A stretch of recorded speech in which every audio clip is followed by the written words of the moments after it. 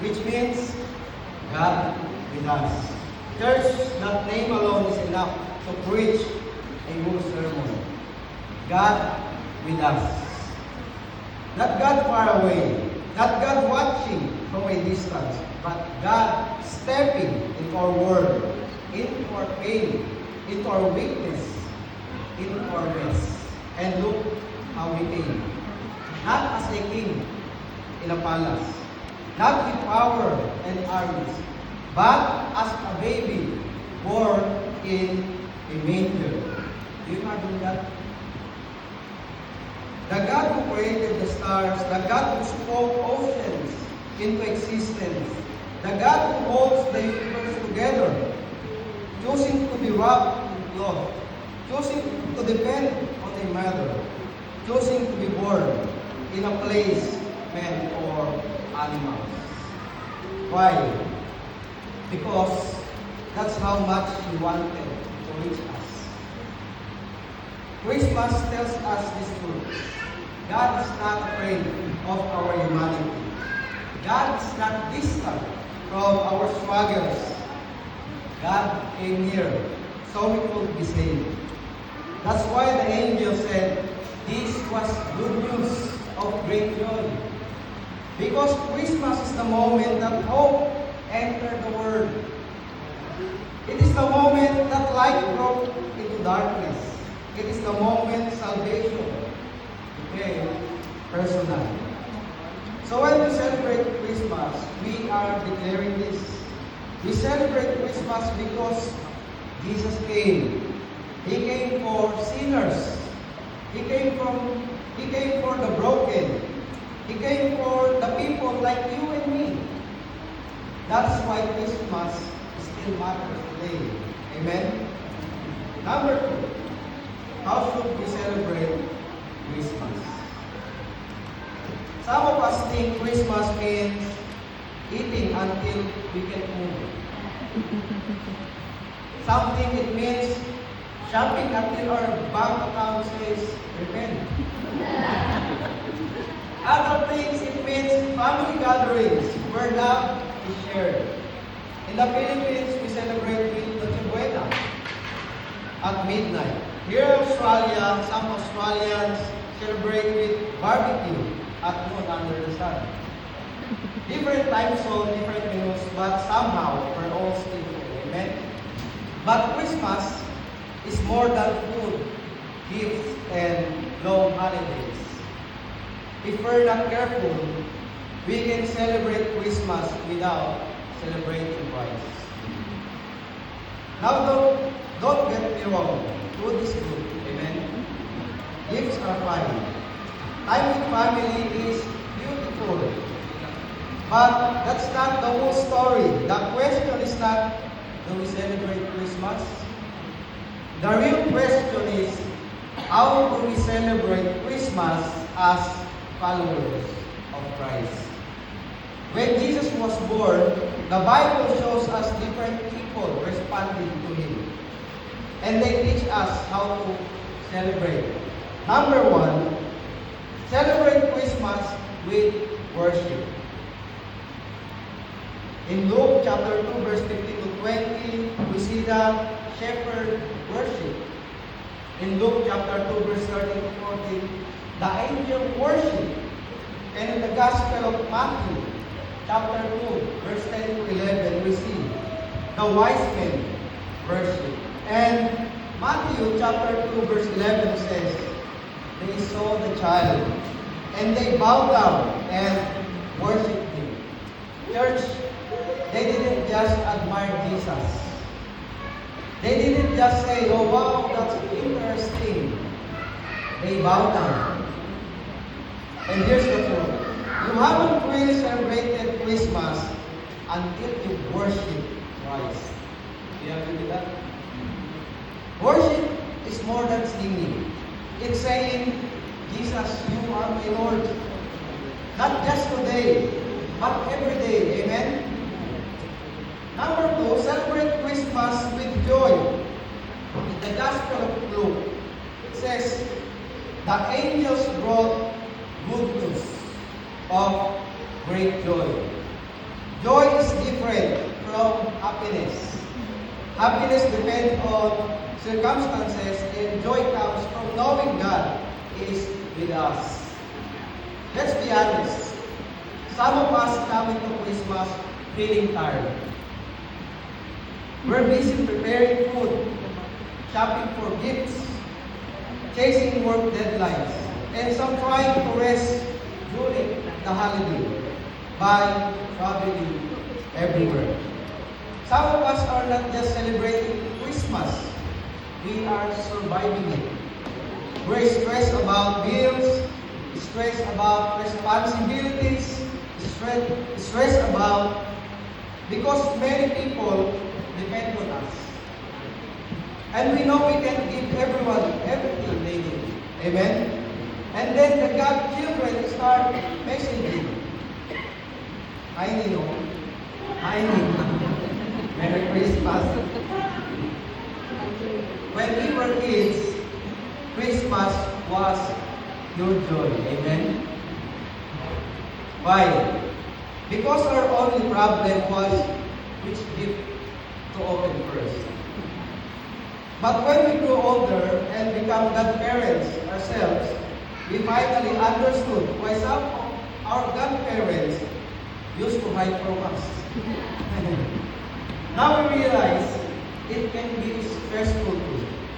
Some of us look happy on outside, but are carrying heavy load inside.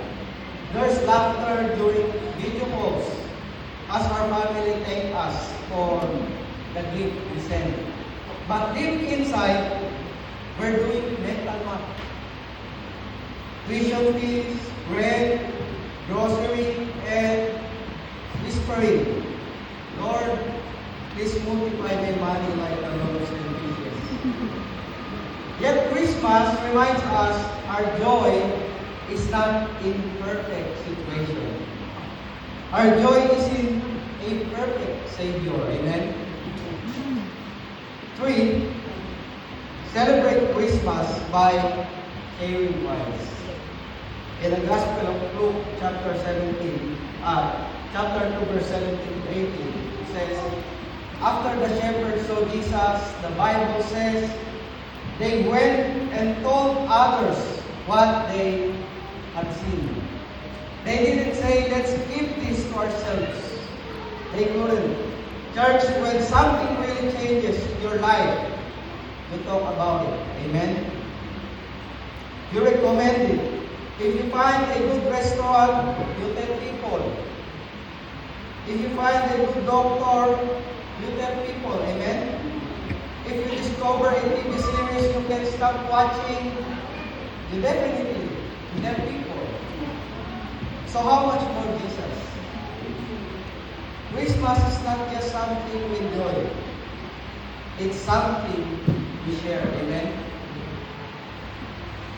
And let's pause for a moment and ask yourself quietly, am I celebrating Christmas only with tradition?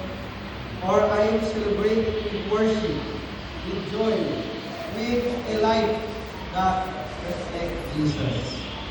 Christmas is not about doing more activities. Amen? It's about allowing Christ to do something in us. So as we celebrate this season, let's not miss the miracle. Let's not get so busy celebrating Christmas that we forget to celebrate Christ. And church, when we celebrate Him the right way, our lives become the message. Amen. And our last point, our response to Christmas. What will we do with Jesus? Because Christmas is not just something we observe.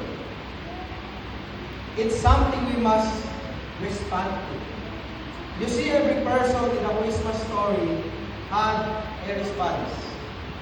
The angel worshiped, the shepherds got to see Jesus.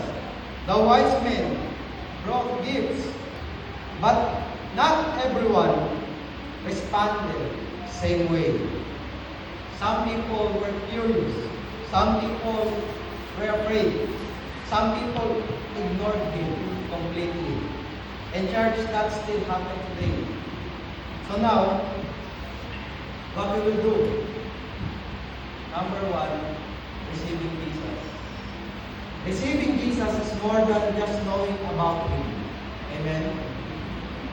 John chapter 1 verse 12, it says, "Yet to all who did receive Him." Notice what the Bible doesn't say. It doesn't say to all who know about Him. It doesn't say to all who celebrated Him once a year. It says to all who receive Him. And there's a big difference between knowing about Jesus and actually receiving Him. Christmas reminds us that the gifts has already been given. God didn't hold back. He gave His Son. But every gift still has a question attached to it. Will you receive it? Receiving Jesus means more than agreeing with the story. It means opening your life to Him. Letting Him be personal, not just tradition. It means saying, Jesus, you're not just part of my Christmas. You're the Lord of my life. That's the response Christmas calls us to. Second, responding to Jesus. Responding to Jesus means letting Him lead our lives. Amen? When we truly receive Jesus, He doesn't just become our Savior. He becomes our Lord. That means He doesn't just save us from sin.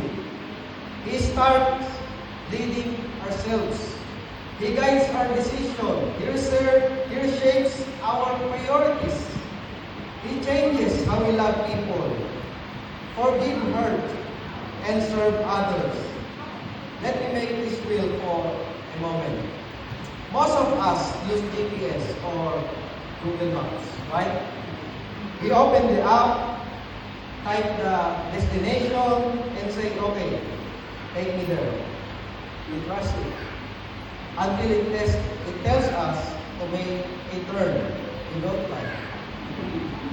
We look at the screen and think, the road looks longer. That doesn't make sense. I know it's shortcut. And what we do? We ignore the direction. Then 5 minutes later, we're stuck in traffic.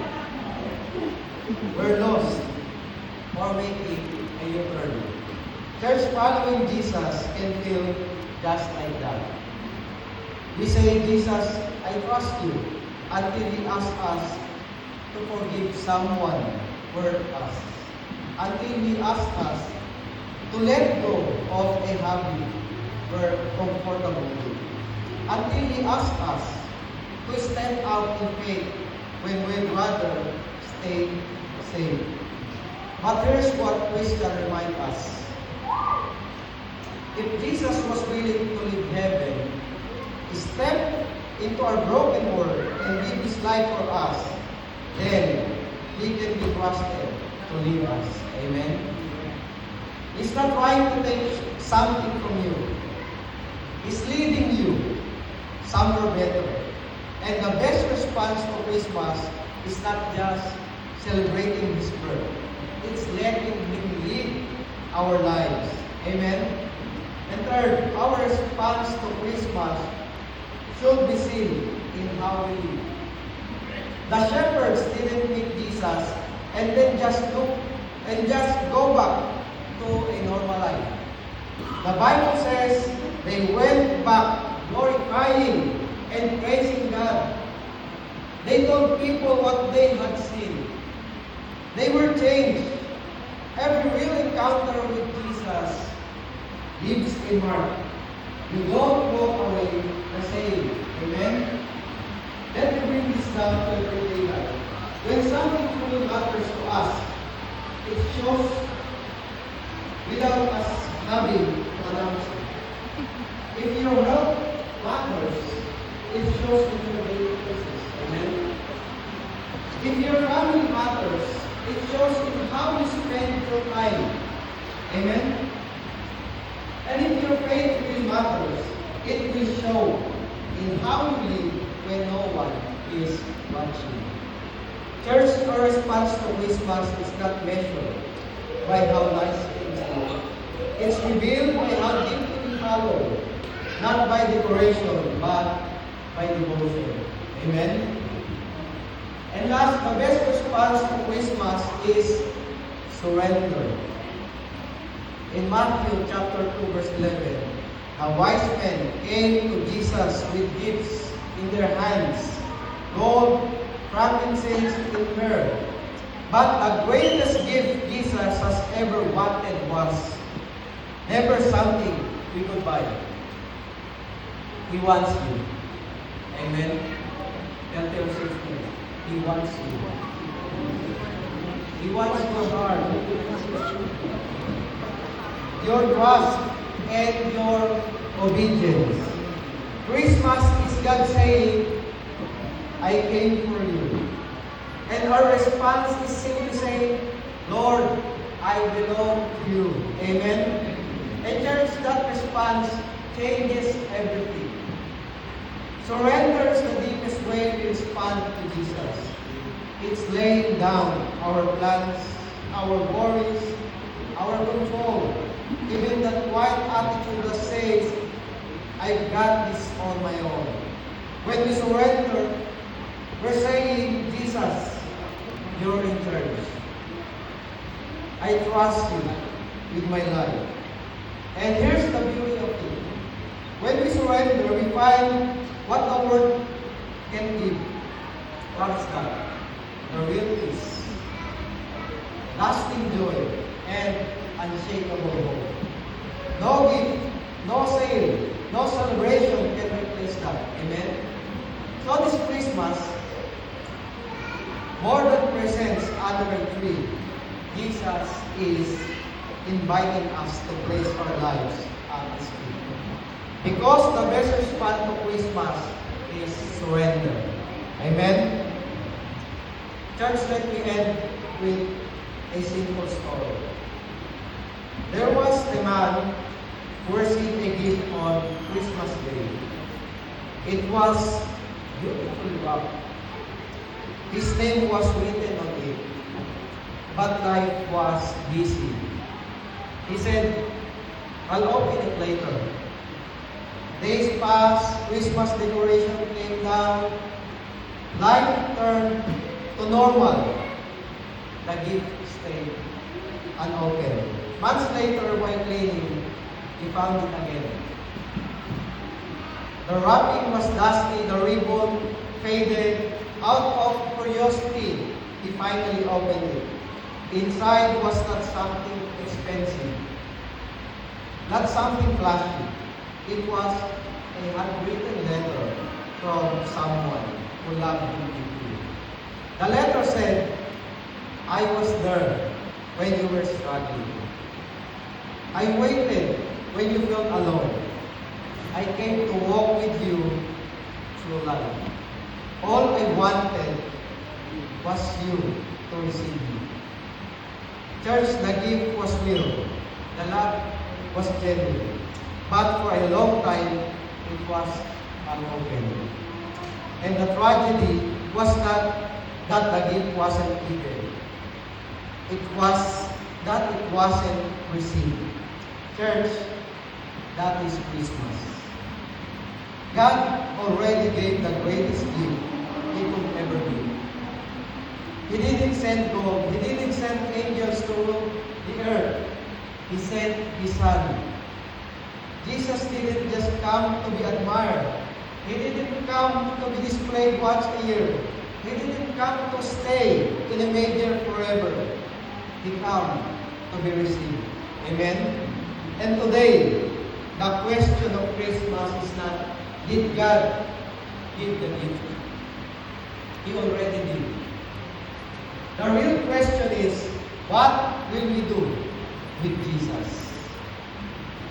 Will we admire Him but keep control of our lives? Will we celebrate Him but never surrender to Him? Or will open our hearts and say, Jesus, I receive you. Not just in my season, not just in my celebration, but in my life. Church, Christmas is God saying, I came for you. I came for you. And our response is simply saying, Lord, I give myself to you. That's why we celebrate Christmas. Because Christ has come, and He's still calling us, not to a holiday, but to a surrender life. Amen? Let's close our eyes and pray. Heavenly Father,